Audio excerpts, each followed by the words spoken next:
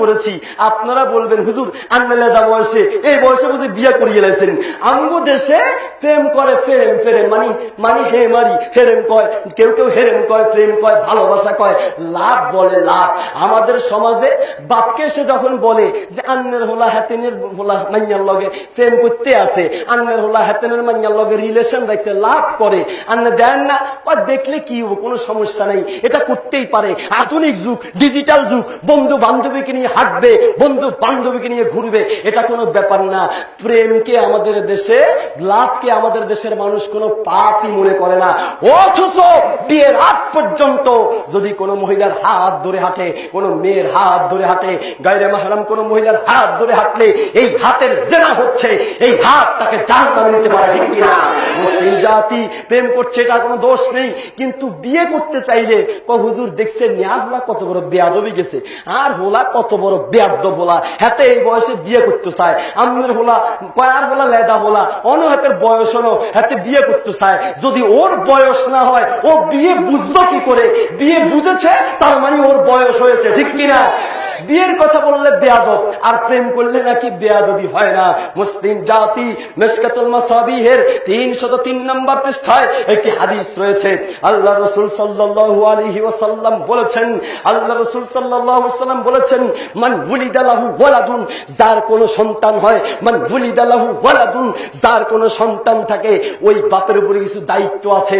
ফালইউহসিন ইসমাহু, সে যেন তার একটা সুন্দর নাম রাখে, সে যেন ছেলেটার একটা সুন্দর নাম রাখে। ও আদাবাহু, তাকে যেন শিক্ষা দেয়, তাকে যেন আদব শিক্ষা দেয়, তাকে যেন আদব শিক্ষা দেয়। কি আদব শিক্ষা দিবে?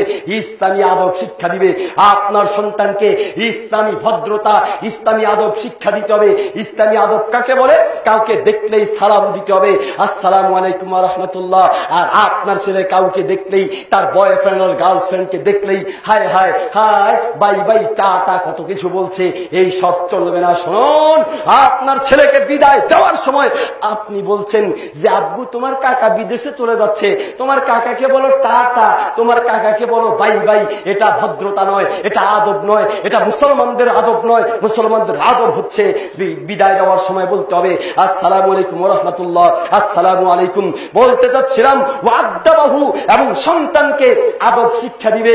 সন্তানকে আদব শিক্ষা দেওয়া যায় কোথায়? কোরআন সুন্নাহর মাধ্যমে। কোরআন সুন্নাহর মাধ্যমে আপনার ছেলেকে ভদ্রতা শিক্ষা দিতে হবে। তারপরে কাজ কি?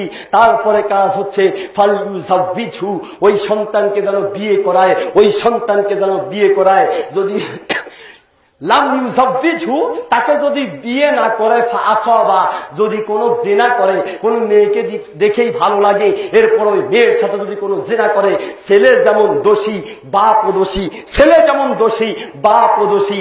এই জন্য বাপকেও কিয়ামতের মাঠে আল্লাহর সামনে আসামির কাঠগড়ায় দাঁড়াতে হবে। তুমি তোমার ছেলেকে বিয়ে করালে না কেন?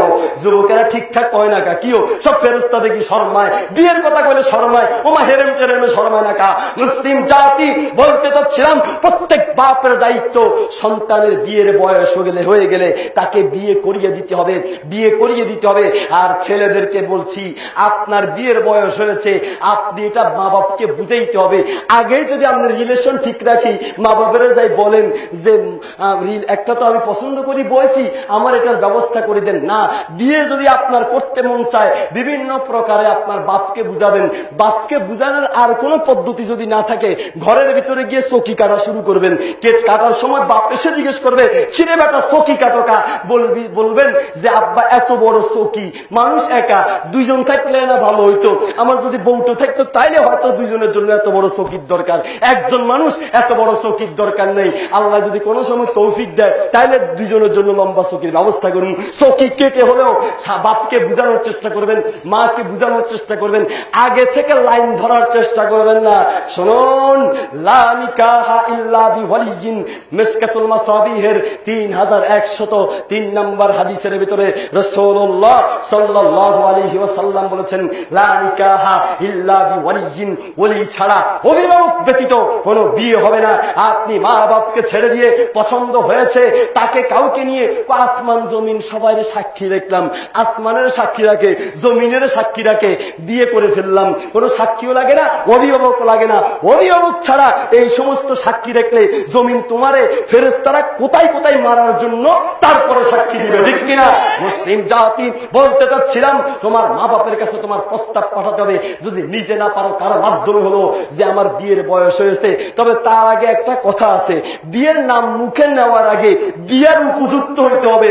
আপনি নিজে খাইতে পারেন না, নিজে চলতে পারেন না, নিজে থাকার কোনো ঘর নাই, নিজে থাকার কোনো ব্যবস্থা নাই, বিয়ে করে বউ কি পকেটে নিয়ে হাঁটবেন নাকি?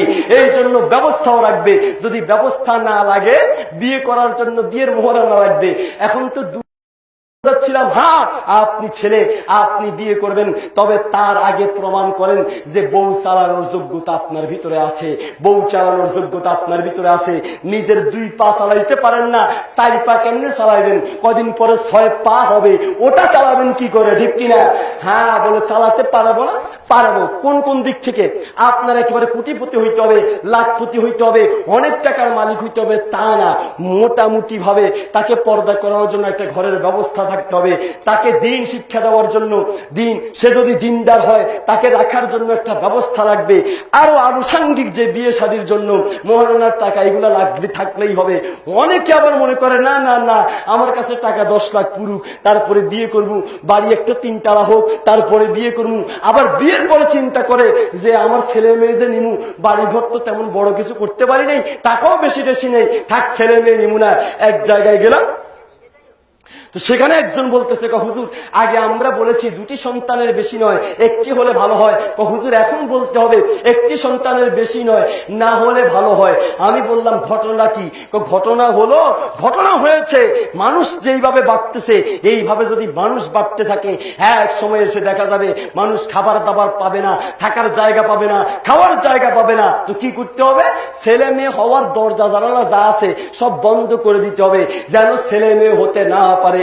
আমি বলতে চাই, আমরা ওই আল্লাহর ইবাদত করি, আমরা ওই রবের ইবাদত করি যে আল্লাহ পৃথিবীতে মানুষ সৃষ্টি করলে অবশ্যই আল্লাহ মানুষকে খাওয়াতে পারবেন, ঠিক কিনা?